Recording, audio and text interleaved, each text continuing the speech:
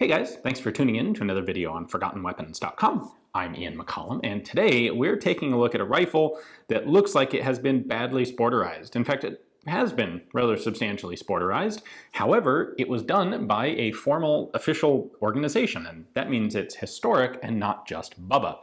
Now, our story here has a lot of twists and turns to it, but it begins in the late 1860s when the Vatican is fighting against becoming unified with the rest of Italy. The campaign to unify Italy is going on. The future first king of Italy is intent on taking Rome and making it part of his kingdom. And the forces defending the papacy, defending the Vatican, include a bunch of volunteers from other countries. Specifically in the form of what are called papal zouave units. They dress in the uniform of basically the French zouave. A lot of countries did that. We had some of that in the US Civil War. At any rate, among all of these guys are 7 contingents of Canadians, primarily Canadians from Quebec, the French-speaking and more Catholic part of Canada. They group up, form some units, sail over. Some of them get there in time to do some fighting. They lose. Some of them don't get there in time and turn around and come back home to Canada, but they maintain their organization in Canada as the Quebec Zouave Regiment. They would have, and the intent was to basically protect the church, protect the Roman Catholic values. And their influence would wane over time, but I believe they actually still exist as an organization to this day. Now, if we switch gears a little bit, our story turns to Germany, where we have this rifle being built. This is a Mauser Model 7184. It is basically a single-shot 11mm black powder Mauser that has been redesigned and updated to be a Kropatschek-style tube-magazine fed repeating rifle. That's the 84 part. These were adopted by the German military, but only lasted a few years until they were replaced by Gewehr 88s and then henceforth Mauser 98s. So the Germans have a bunch of Gewehr 7184s, and a lot of them get sold off as surplus. Now, this particular one did see military service. We have a unit mark on the butt plate, which you'll see in a minute.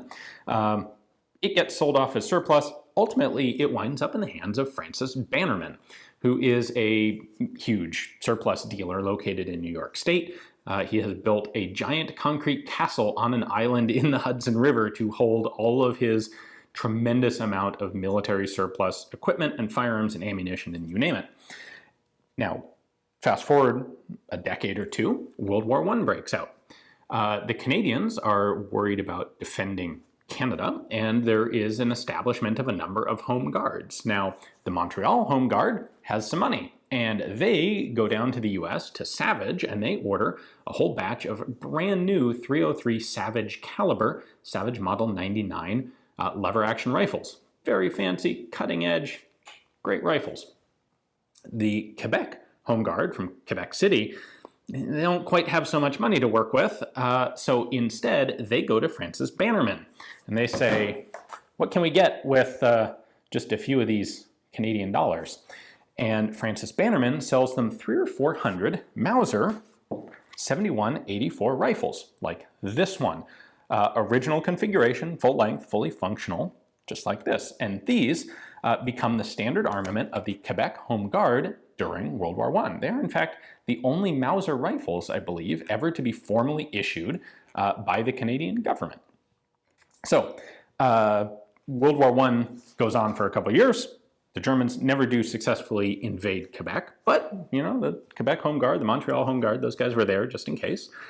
And as soon as the war is over, the guns go into storage, except for a batch of them that are instead eventually transferred to the Quebec Papal Zouave unit, or regiment. So that is what we have here. Let me show you what they did to it. So this originally started out as a German military rifle.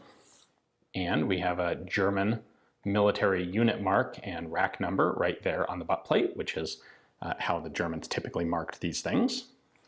Then, after being surplused, ended up at Bannerman, and then purchased by Quebec, these were all marked with QHG, Quebec Home Guard, rack numbers, and this is number 192 out of a total of about 300 or 400. I don't know of an exact number, but they were all marked this way. At this point, still as original configuration, fully functional 7184 Mausers.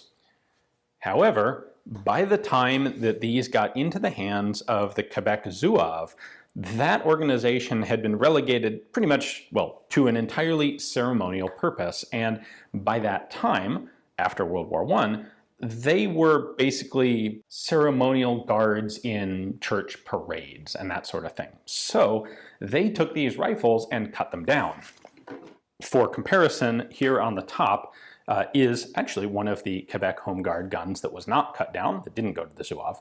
And here's what the Zouaves did to them. So normally you had a magazine tube that was continuing in here, and they went ahead and plugged that up.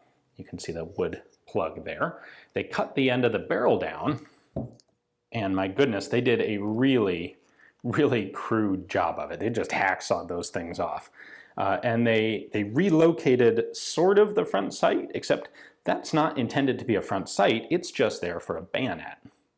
Not an actual Mauser bayonet, mind you, but rather a British Snider bayonet that has been cut down to 10 inches long, given a new point, and had its socket attachment equally crudely redone. So this does, in fact, fit onto the cut down barrel there. We can roll that over, lock it in place. Now you see why they need that sort of vestigial front sight so that the bayonet gets locked in place. You can't get a good view inside there, but they have also removed the magazine spring and follower, and also removed the magazine cutoff elements. And these were used simply as single shot blank firing rifles for ceremony and nothing else.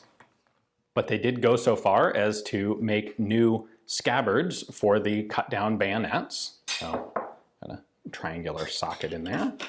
That fits in nicely. So they cut the bayonet down and then riveted on a brass tip to it. The frog is actually also surplus still from the Quebec Home Guard. So this was the frog for number 200. These were made for the Quebec Home Guard in 1914, along with belts for the guys. And we can see this is number 197. So this isn't quite a matching set. We've got rifle 192, belt number 197, and frog or hanger number 200.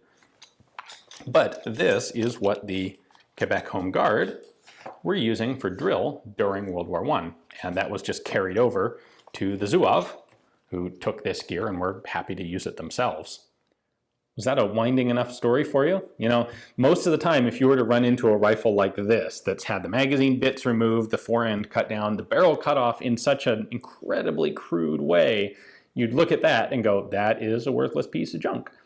But every once in a while, it turns out that something like that was actually done en masse by some organization that had a particular reason for doing it, not a guy in his garage with unfortunate notions of gunsmithing skills.